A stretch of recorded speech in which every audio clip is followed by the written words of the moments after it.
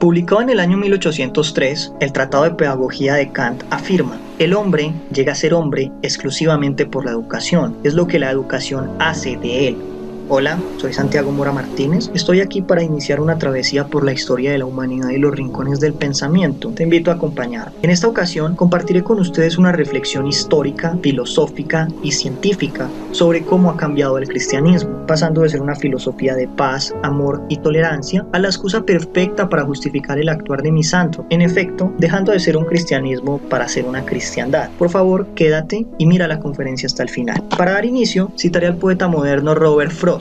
Perdona, oh Señor, los pequeños chistes que hago sobre ti, y yo perdonaré esa gran broma que tú me hiciste a mí. Pero, ¿de qué Señor estamos hablando? Mi objetivo no es ofender las creencias de nadie, así que abramos la Biblia y unos cuantos textos de historia universal. Viajemos por la cronología del cristianismo y su fascinante filosofía. En ella, claramente, se expone a Jesús no como una figura religiosa, sino como un pensador. Un hombre amable, brillante e inteligente. Un ser libre que un día se fue al desierto de Judea para cavilar sobre el sentido de la vida y el lugar de los humanos en el universo, regresando para poner en duda las bases de su religión, el judaísmo, y morir por sus ideas. Ahora, permíteme contarte algo.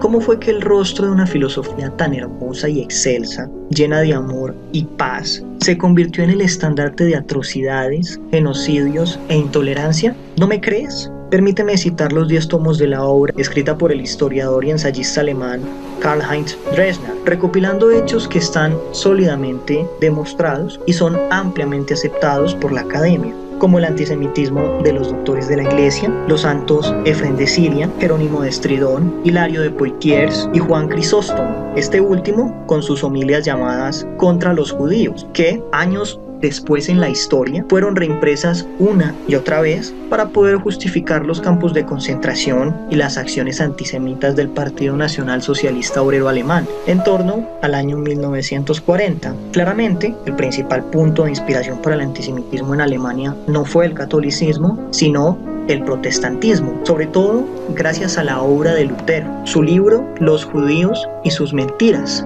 donde pueden aparecer afirmaciones como la siguiente: nosotros tenemos la culpa por no matar a los judíos. Primero, sus sinagogas deberían ser incendiadas y cualquier cosa que no se queme debería ser cubierta o esparcida con tierra. Volviendo al inicio del cristianismo, la derrota de las enseñanzas de Cristo inicia cuando Constantino I, tras el edicto de Milán, transformó la iglesia de los pacifistas en la iglesia de los capellanes castrenses, empezando una cruzada contra herejes, paganos y no romanos. Luego vienen los castigos, saqueos, asesinatos, masacres y campos de concentración para paganos perpetuados por cristianos tras el concilio de Arles del año 314 y el concilio de Sárdica del año 343 después de Cristo, la quema de la biblioteca de Antioquia en el año 364, el exterminio de los helenos y todos los documentos relativos a su sabiduría por orden del emperador Cristiano Valens, las consecuencias del edicto de Tesalónica y el concilio I de Constantinopla, la instauración del código teodosiano que acarreó incluso el asesinato de niños por el hecho de no ser cristianos, las posteriores ejecuciones contra no cristianos, las enseñanzas de San Agustín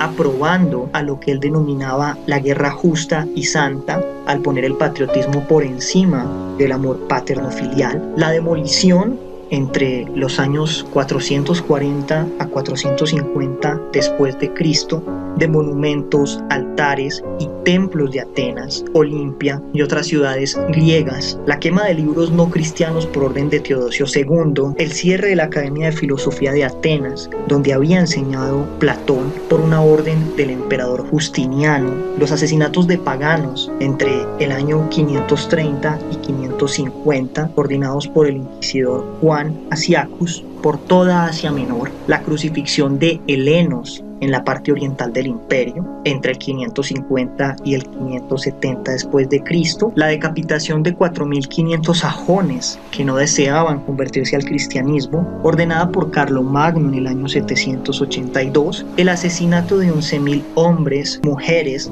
y niños en Stede, Alemania, el 27 de mayo de 1234, por no querer ni poder pagar los exagerados impuestos exigidos por la Iglesia, la extensión del poder papal, por ejemplo, con Gregorio IX, emprendedor de cruzadas y fundador de la Inquisición, el uso de la cárcel, tortura y asesinato, la militarización de la Iglesia, el florecimiento de los ejércitos para el alto clero, los papas, irónicamente, asesinándose en busca del poder, como fue el caso de Sergio III, Papa número 119, conocido también como el esclavo de todos sus vicios, quien presuntamente coordinó el asesinato de sus dos predecesores para poder llegar al trono de Pedro, la grotesca cruzada de los niños en el año 1212, la masacre de Jerusalén tras su invasión el 15 de julio de 1099, el genocidio de aborígenes norteamericanos por parte de cristianos protestantes, los excesos del clero católico en Hispanoamérica, el asesinato entre sí de cristianos y musulmanes en la batalla de Belgrado del año 1456, que podemos ver ilustrada en la primera pintura, la caza de brujas en Europa, la publicación del manual de tortura para brujas, conocido como Malleus Maleficarum, por parte del clero en el año 1487, la guerra centenaria entre católicos y protestantes, el gran legado de Tomás de Torquemada, el apoyo de importantes miembros de la Iglesia croata entre el año 1941 a 1944 al régimen fascista de los Ustachas, la adopción del llamado cristianismo alemán proario por parte de la Iglesia protestante alemana dirigida por Müller, el apoyo del clero católico a dictaduras como la de Francisco Franco u otras presentes en Hispanoamérica, el estallido de los escándalos de pederastia dentro de la mayor parte del clero romano y del clero católico, entre otras. Sin embargo, esto es menos de un tercio de los delitos perpetuados por cristianos, tanto católicos como protestantes. Ninguna rama se salva. Ahora pueden entender por qué la obra de Dreschner es tan amplia. Son 10 volúmenes. Además, aparecen luego de una investigación de más de 25 años. Si ustedes quieren profundizar sobre los escándalos actuales, por ejemplo, del Vaticano, les recomiendo estos 3 libros. Dejad que los niños vengan a mí, de un autor colombiano, Sodoma, Poder y Escándalo en el Vaticano, de Frédéric Martel, sociólogo francés, que aborda el tema de la hipocresía presente dentro del clero, y El Legionario de Cristo, de Jason Berry y Gerald Rennet. Pero bueno, ignoremos todos los errores del hombre. Dios no tiene la culpa. El culpable es el ser humano y las estructuras jerárquicas que ha organizado dentro de la Iglesia. Independientemente si Jesucristo existió o no, es claro que su filosofía ha marcado la historia de la humanidad y Occidente. Jesús claramente fue un filósofo y dejó un legado muy interesante, lleno de cosas extremadamente útiles que deberíamos poner en práctica. Posiblemente, junto a Hegel y Nietzsche, Jesús es uno de los filósofos menos comprendidos, pero es de los más interesantes. ¿Cuándo pasó Jesús de ser un pensador, un filósofo, un intelectual, una persona que analizaba cómo debería ser la vida y la humanidad, a un semidios? Esto fue en el año 325, en el Concilio de Nicea. Habían pasado casi 4 siglos de cristianismo que dejaron múltiples sectas que no se ponían de acuerdo entre sí. Por ello, el emperador se encargó de juntarlos a todos. En el concilio ocurrieron muchas cosas importantes. Por ejemplo, decidieron qué libros borrar o incluir en la Biblia. Decidieron cuáles facciones del cristianismo debían ser erradicados y cuáles debían ser protegidas. Y además, esto es de las cosas más importantes, se le dio a Cristo una naturaleza de Dios como su Padre, pero el Padre seguía siendo superior. En este momento, gracias a lo que se define en el Concilio de Nicea, Jesús pasó de ser un judío humilde e inteligente a un semidios que, de hecho, como podemos apreciar en pantalla, era representado como un rey en el arte bizantino. Jesús originalmente quería otorgar libertad a los pueblos, pero el emperador se aseguró de que la religión fuera una monarquía. El gran logro de la Iglesia fue matar al Cristo humano, institucionalizar la culpa, crear sistemas de coerción y monopolizar las almas para llevarlas a la guerra. Ahora Dios no estaba en el interior de las personas, sino en un templo. No se podía hablar con él directamente, sino a través de un sacerdote, que era su representante en la tierra. Dios reinaba, pero el emperador era su voz, su mensajero y su representación. Sus soldados masacraban paganos, mientras adoptaban sus costumbres y las cristianizaban. Pronto, el cristianismo, en plena época medieval, generaría un sistema distópico y corrupto, autor de estrafalarias obras como el Concilio Cadavérico, dirigido por el Papa Esteban VI, al antiguo fallecido Papa Formoso, el cual ordena desenterrar y vestir con sus hábitos para poder ser llevado a juicio. Finalmente, lo hallan culpable. Un cadáver no se puede defender. Por otro lado, la iglesia tenía sus propios mercenarios, su policía secreta y sus juegos de tortura donde católicos mataban a otros católicos. Los protestantes en un futuro fueron totalmente iguales e incluso en ocasiones más perversos. En el caso del clero, ellos tenían sus amantes, tanto masculinos como femeninos, como Giulia Farnese, que fue amante del Papa Alejandro VI. El Papa también podía pasear con sus hijos y mujeres. De hecho, podían heredar el trono a sus hijos, similar a una monarquía. En una monarquía no pueden faltar las orgías. Los Borgias, por ejemplo, participaron en muchísimas. La más escandalosa fue la que ocurrió en el supuesto banquete de las castañas. La historia proviene del Liber Notarum, de Johann Burchard, sacerdote y maestro de ceremonia del Vaticano en aquella época. Ocurre, teóricamente, el 30 de octubre de 1501, cuando el cardenal César Borgia, hijo del Papa Alejandro VI, ofrece un gran banquete en el Palacio de los Papas, donde asisten más de 50 prostitutas para poder divertir a los invitados. Según palabras del propio Burchard, como vemos en pantalla, se ofrecieron premios, pares de zapatos, sombreros y otras prendas de vestir para los hombres que tuvieran más éxito con las putas. Criados llevaban la calificación de orgasmos para cada hombre. En ese tiempo el Papa daba una puntuación extra por la virilidad y el machismo y la capacidad eyaculativa que tenía cada uno de los invitados.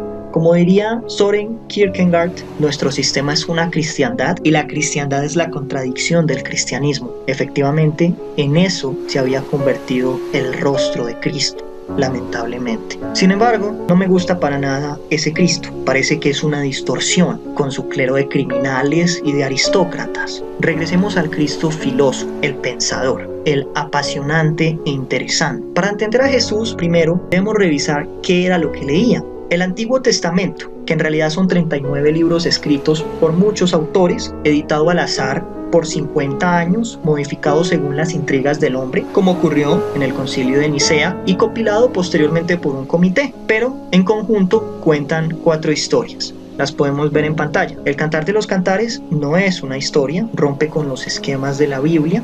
Para entenderlo es necesario conocer de poesía porque es un poema, de hecho es un poema erótico que enseña cómo hacer el amor. Retomando con las historias, la primera es la Torá. Allí se cuenta la creación del mundo, los 10 mandamientos y la elección de Dios por un pueblo. Pero, ¿quién es este Dios? Dios nace de la mitología de una tribu de pastores nómadas, los judíos. Contextualicémonos un poco. Los griegos creían que los dioses eran representaciones abstractas de las fuerzas incomprendidas del hombre. De esta forma, en su ira, por ejemplo, veían a Ares, en la maldad veían a Hades, en el mar a Poseidón, en el amor a Afrodita, etc.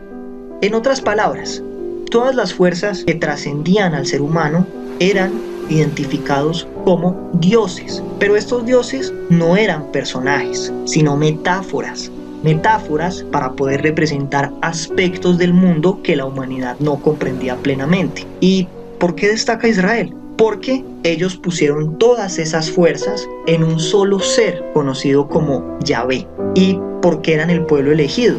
Realmente no es por nada mágico, simplemente porque nadie más sobrevivió. Leamos la descripción del historiador Will Durant. El cercano oriente, en los años de Nabucodonosor, habría parecido un océano en donde vastos enjambres de seres humanos se movían en agitación, formando y disolviendo grupos, esclavizando o siendo esclavizados. comiendo o siendo comidos, matando o siendo asesinados, sin fin. Detrás y alrededor de los grandes imperios Egipto, Babilonia, Asiria y Persia, florecieron esta mezcla de nómadas y sedentarios: cimerios, cilicios, capadocios, bitinios, ascanios, misianos, maonios, carianos, licios, pampilios, sidios, licaonios, filisteos, amoritas, canaítas, edomitas, amonitas y otros 100 pueblos, cada uno de los cuales se consideraba el centro de la geografía y la historia, y se hubieran asombrado ante el prejuicio ignorante de este historiador que lo reduciría a un párrafo. De todos ellos, el sobreviviente fue el pueblo de Israel. Por selección natural, creeríamos que los más brutales y violentos dominarían. Sin embargo, no es así. Los pueblos violentos son inestables. El pueblo de Israel sobrevivió por sus mandamientos y también por los brutales castigos que ocurrían cuando se desobedecían los mandamientos. Intervención divina o no, no interesa, fue Darwin, fue la selección natural. La segunda historia es del pueblo de Israel. En estos libros se narra qué ocurrió cuando este grupo se estableció y encontró tierra fértil, fundando Jerusalén. Ganaron algunas batallas, mataron a algunos centenares de personas y dominaron el territorio. Pero se hicieron ricos, orgullosos e insensatos. En ese momento, un profeta le advierte a sus dirigentes que no están siguiendo las reglas que los han mantenido vivos. Sin embargo, es ignorado. En medio del poder, entre comillas, absoluto, que sentían tener los dirigentes, exclaman ante el profeta que no se inmiscuya en lo que no le interesa, porque van a continuar gobernando igual. ¿Qué ocurre? Israel empieza a corromperse, primero desde el interior. La sociedad colapsa, la población es esclavizada y se destruye el templo de Salomón. Los turbulentos tiempos hacen reflexionar a Israel y se convierte nuevamente en un pueblo humilde, un pueblo que reconstruye con mucho esfuerzo lo que fue destruido. Escalan de nuevo en el poder y se hacen ricos, pero de nuevo se arruina todo. Este ciclo de orden, corrupción y caos ocurre 6 veces en la Biblia. Sin embargo, el final es triste. Al final, Babilonia los conquista, destruye el templo nuevamente, por última vez, los esclaviza o los exilia y los judíos nunca recuperan su esplendor. La tercera historia es de los profetas. Los sabios identifican que la corrupción, la tiranía, la indiferencia de los ricos, la ignorancia, el orgullo y la idolatría llevaron a su pueblo a la decadencia. Israel había pasado a ser, si lo quieren denominar con estos términos, un estado fallido.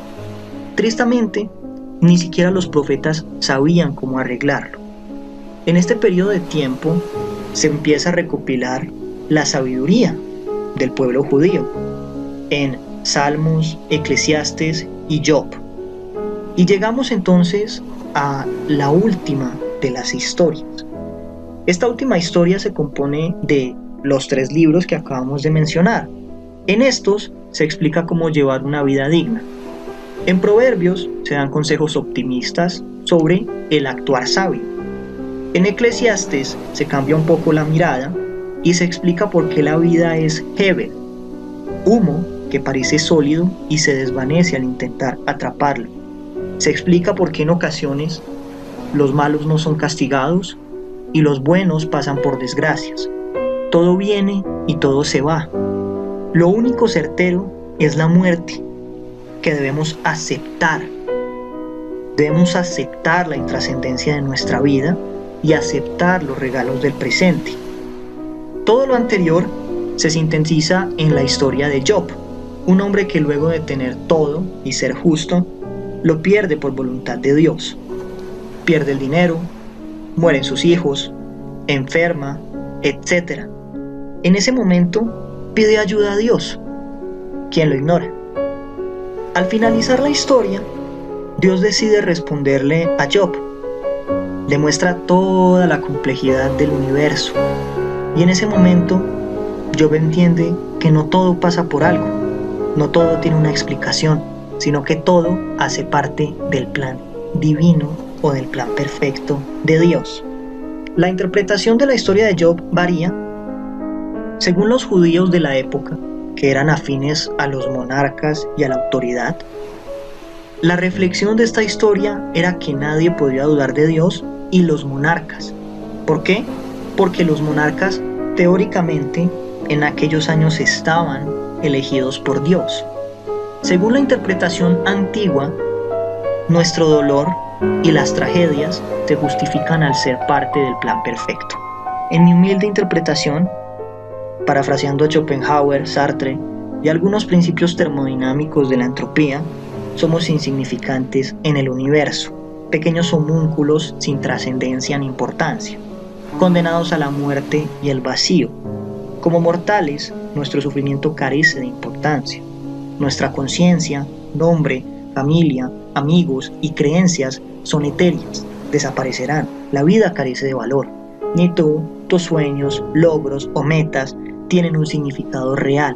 Somos materia biológica, finita, condenada a leyes físicas y químicas, atadas a procesos termodinámicos que, inevitablemente, como el universo, alcanzarán la entropía máxima, la muerte térmica, como diría en el año 1862 William Thomson en su artículo sobre la edad del calor del Sol, y posteriormente reforzaría el médico y físico Hermann von Helmholtz.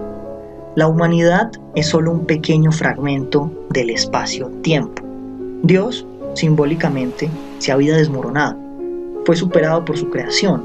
Era incapaz de darle un sentido al álgida y la tragedia. Era un Dios de contradicciones que, en su infinita misericordia, creó un cosmos hostil y lleno de maldad. Este Dios paradoja, viendo el abismo, decide arrojarse. Intenta arreglar lo que nació podrido. Así llegamos a Cristo, quien supo regresarle el valor a Dios. Él era un pobre judío, heredero de un pueblo derrotado que esperaba un rey guerrero que lo salvara. Vivía sometido al yugo del Imperio Romano, pero, a diferencia de sus congéneres, se educaba. Leyendo, comprendió todo lo que su pueblo tardó siglos en recopilar. Se fue al desierto para averiguar que se equivocaba. Ni Dios ni el pueblo elegido existen, son símbolos de la humanidad. El reino perfecto es imposible. El Mesías es quien sea suficientemente inteligente y valiente como para hacerlo. La realidad es Hebel y no. En el desierto, al resistir las tentaciones de la carne, descubrió en su agonía la solución para el miedo primordial que nace con el humano, el miedo a morir. Haber nacido por nada, tener un nombre, conciencia, sentimientos, un instinto de vivir y la necesidad de expresarse, y con todo ello, morir. ¿Qué clase de Dios haría tan compleja creación para ser polvo y volver al polvo? Pero la energía no se crea ni se destruye, se transforma. Dicta la ley de la conservación y el primer principio de la termodinámica.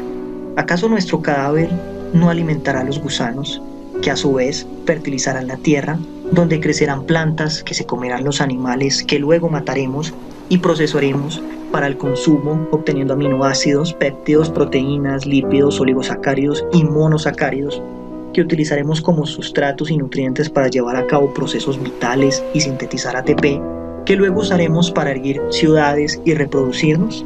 Así, en este ciclo de vida y muerte, nada se pierde, todo se repite, como la serpiente de Uroboros, o el eterno retorno de Nietzsche. Si bien la cantidad de fuerza que hay en el universo es finita, y el tiempo es infinita, el modo de combinarse dicha fuerza para dar lugar a las cosas que podemos experimentar es finito, pero una combinación finita en un tiempo infinito está condenada a repetirse de modo infinito. Luego, todo se ha de dar, no una ni muchas, sino infinitas veces. ¿Y cómo fue que Cristo se autodenominó el Hijo de Dios? Probablemente en el desierto. Allí experimentó lo que Freud denomina un sentimiento oceánico, que es el estado de conciencia experimentado por un niño antes de desarrollar el yo. Es lo que pasa al disolver las barreras del ego y el mundo. Se descubre el universo como un proceso interdependiente del cual hacemos parte. Un proceso que se origina en un principio hace 13.800 millones de años, generando la materia, el espacio y el tiempo como lo conocemos. El mal llamado Big Bang, concepto que se ha ido entendiendo gracias a personas como Albert Einstein, Edwin Hubble, Georges Lemaitre, Stephen Hawking y George Gamow. El universo se está expandiendo, cierto, pero el Big Bang no es una explosión, como la mayoría conjetura. No hubo nunca una explosión. Para que eso ocurriera, tendría que existir un centro, y el universo carece de uno. Pero, en algún momento, todo estuvo reducido en un pequeño espacio. Pero tampoco ese espacio contenía todo el universo conocido. Pero, ¿cómo? Es posible por el infinito. El universo observable es minúsculo. Los cálculos dicen que el universo total podría ser 20 veces más grande que el observable, o podría ser infinito, es otra conjetura. No se sabe si es finito o no. Pero el universo que observamos es finito en relación a su tamaño. Nació, como indicamos hace un momento, hace 13.800 millones de años y, en efecto, solo observamos objetos cuya luz ha viajado esos años para llegar a la Tierra. Pero, ya que el universo se está expandiendo, su tamaño no es igual al de hace 13.800 millones de años. Algunos cálculos estiman que su radio es de 46.000 millones de años. Pero, ¿qué fue entonces el Big Bang? En resumen, fue un momento en el que el espacio estaba mucho más apretado y el universo observable estaba reducido a una pequeña porción de ese espacio. Todo allí era muy denso y caliente. Por ello, el espacio y tiempo estaban curvados por todas partes. En efecto, ese exceso de curvatura hizo que el espacio se expandiera a través del universo, pero no hubo nunca una explosión. Luego se formaron las estrellas, planetas y demás. Incluso, a lo largo del tiempo, nosotros y otras formas de vida. ¿Lo ves? Somos minúsculos, pero a su vez hacemos parte de todo este universo. Tenemos el mismo origen que él. Tú, yo, las ratas, las cucarachas, las serpientes, los gatitos y los perritos. Llegó la hora de hablar sobre algunos principios físicos.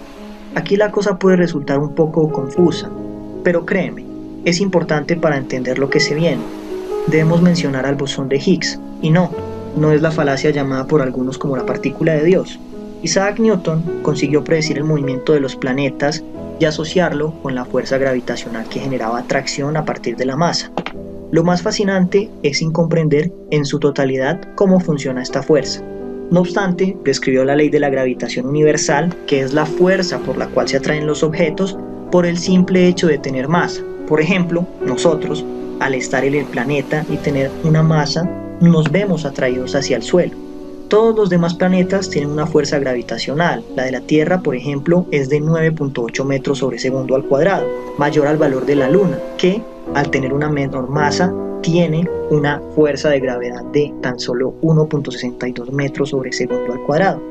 En otras palabras, la Luna genera atracción, pero mucho menor. En este sentido, debemos mencionar que todos los objetos al tener masa experimentan un concepto llamado peso, debido a la fuerza gravitacional universal del planeta. Ahora, el peso lo podemos definir como la fuerza con la que la Tierra atrae una masa y se representa con la letra W, y se calcula multiplicando la masa por la fuerza de gravedad. Al ser una fuerza, el peso se establece en unidades Newton. Para que sea didáctico, si mi masa es de 50 kilogramos, usualmente las personas confunden masa con peso y no saben la diferencia. Mi peso sería de 490 newton. ¿Por qué? Porque multipliqué masa por gravedad. Esto es justo a nivel del mar, pero si nos alejamos del centro de la Tierra, la gravedad va a variar un poco.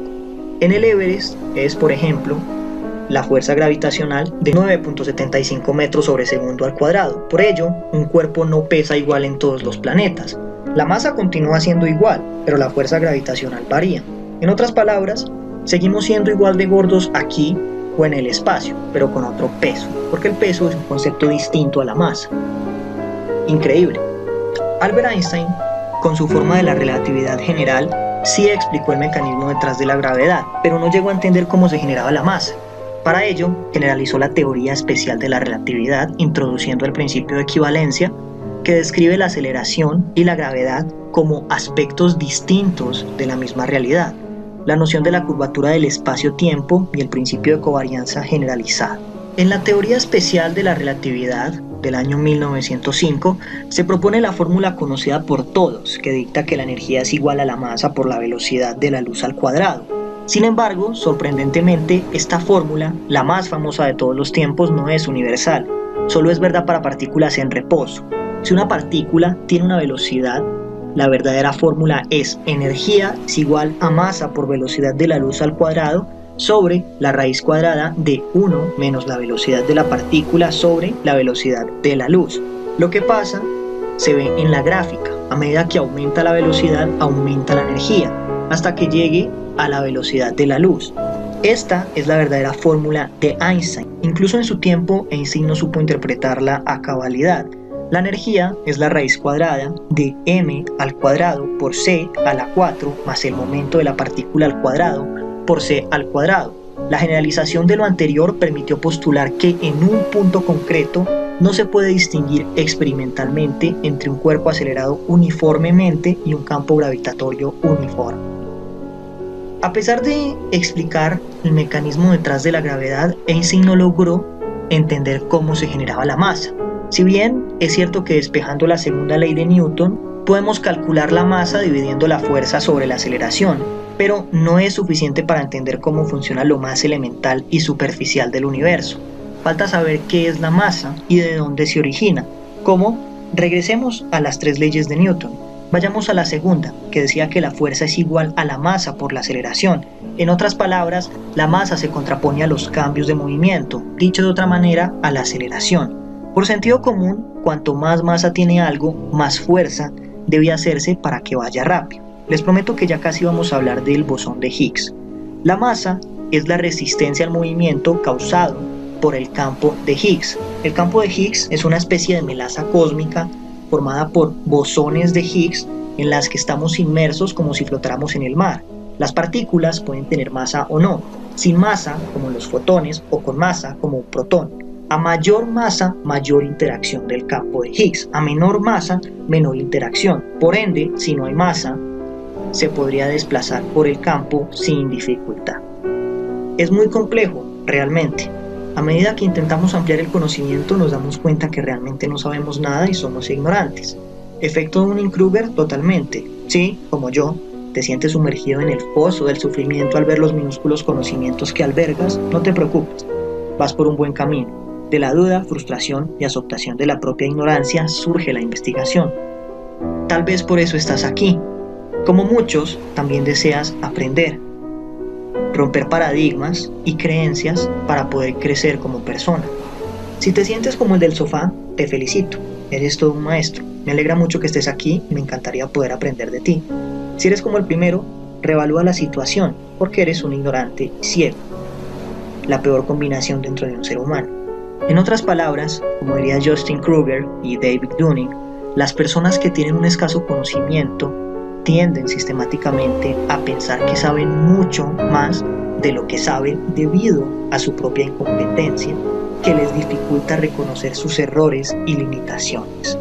Cristo, como maestro intelectual, al reflexionar en el desierto, se dio cuenta de estas y muchas cosas. Destruyó viejos dogmas y construyó, no ideas fanáticas, sino un sistema de paz, amor y fraternidad. Al alcanzar el nirvana, sentimiento oceánico o satori, todas las teorías previamente enunciadas se condensaron en una. Al estar el principio unificador en todos lados, como hemos justificado desde la física, química, biología, filosofía y teología, también estaba en él. Pero, si está en él, no lo hizo. Es, pero, si él es, también tú y yo somos. Y si él es, tú también y yo somos. Así, él es nosotros en esta vida y nosotros somos él. Pero en aquella vida, sin importar quién seamos, somos el prójimo. Y, claramente, Cristo no sabía de leyes científicas. Cristo no conocía las leyes físicas y las teorías que hemos discutido hasta este momento. Pero, a través de su sabiduría y reflexión, pudo deducirlo. En un pasado lejano, toda la materia estuvo condensada en un pequeñísimo espacio, que se expandió, creó el nitrógeno de las estrellas, en cuyos vientres se cocinarían posteriormente los elementos que nos dieron la vida. Él no lo sabía de esta forma, pero viendo dentro de sí mismo y viendo al mundo que lo rodeaba, supo que él era hijo de Dios, metafóricamente hablando del universo. Ojalá hubiera conocido más teología, para usar un título menos rimbombante, para no llamarnos hijos de Dios, pero solo tenía a la mano la mitología judía. Tal vez, con otros textos, se hubiera enterado de que los hindús, miles de años antes, usaban el término de Brahma para referirse a su padre, no para caracterizar un Dios creador, patriarca y dictador, como Jehová, sino para hablar del actor cósmico que está presente en cada lugar del universo. Y, al estar en todos, todos comparten un alma, una conexión, o del Tao, sustancia elemental del universo que fluye en nuestro interior, a través del que todo ocurre. Al final no hay esencias individuales, sino colectivos. Más allá, en el denominado espacio, como afirma el modelo estándar de la física de partículas, hay campos de fluctuación cuántica en equilibrio, que al ser excitados, crean varias partículas elementales, que están en pantalla, y componen toda la realidad que podemos percibir. Es así como teología, filosofía, física, biología, química, medicina y todos sus derivados llegan a un mismo saber científico, sin invenciones, mitos ni dioses, lo más cercano que tenemos para explicar el cosmos. Todos somos parte del universo. Tú eres yo en aquella vida y yo soy tú en mi vida. ¿Por qué odiarnos y matarnos por dinero? Recuerda aquella frase: al César lo que es del César y a Dios lo que es de Dios. Pues bien, el César también creía ser hijo de Dios, pero no como Jesús. Afirmaba ser el único hijo de Dios, el único hijo del universo. En una ocasión le llevaron a Cristo una moneda con su cara. Le preguntaron: ¿debería pagar los impuestos al emperador? Si Cristo afirmaba que sí, aprobaba que el César era el verdadero hijo de Dios, pero si decía que no, sería ejecutado como un rebelde. Igual lo van a matar, pero más adelante de la historia. En este momento, Cristo respondió: al César lo que es del César.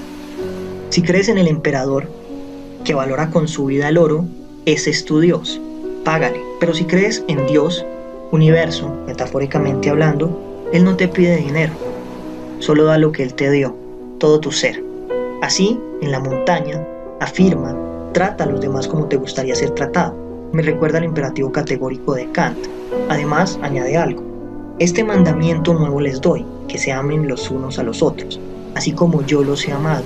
También ustedes deben amarse los unos a los otros. De este modo, todos sabrán que son mis discípulos, si se aman los unos a los otros. Más aún a los enemigos. El mundo no necesita más guerras, ya está lleno de odio. No necesita más intolerancia. Ya la sociedad, empezando con sus falsos moralistas, es una excrescencia. Si queremos mejorarla, el mejor camino es la compasión. Pero, al parecer con los años, los mismos cristianos lo olvidaron. Los enemigos no son monstruos, y los supuestos adalides de la libertad no son siempre ángeles. La foto que ves arriba es fruto de la locura asesina cometida por el sargento norteamericano Robert Blades. Y en la parte de abajo ves la destrucción de Alepo, fruto de una guerra entre el régimen de Bashar al-Assad, grupos yihadistas, rebeldes kurdos, países aliados como Rusia y una coalición internacional liderada por Estados Unidos. Ahí, donde ves enemigos, existen seres humanos. Si tú tuvieras su vida, podría ser peor. Si ellos tuvieran la tuya, podrían ser mejores. La maldad es el testimonio de nuestro miedo. Sigamos con el mensaje de paz. Más allá de cualquier dogma religioso, en lugar de inmolarnos unos a otros por nuestros defectos, debemos ayudarnos a alcanzar nuestras virtudes. Sé el cambio que quieres ver en el mundo. ¿Eres cristiano? ¡Qué bien! Sigue, de una vez por todas, las doctrinas de Cristo. ¿Eres ateo o agnóstico? Genial. Yo también, pero intenta ser virtuoso. Soluciona tus problemas. Edúcate. Abandona el caudillismo y fanatismo. Deja a un lado paradigmas. Acepta la naturaleza ignorante de nuestra especie. No alientes conflictos. No excluyas a las personas por cometer errores. Ayuda, enseña, aprende. No juzgues cuando eres incapaz de verte a un espejo. Deja los estereotipos. Solo sé una buena persona. Sé lo que te pide el universo. Sabes muy bien que filosóficamente, teológicamente, biológicamente, químicamente, físicamente, eres uno con el universo.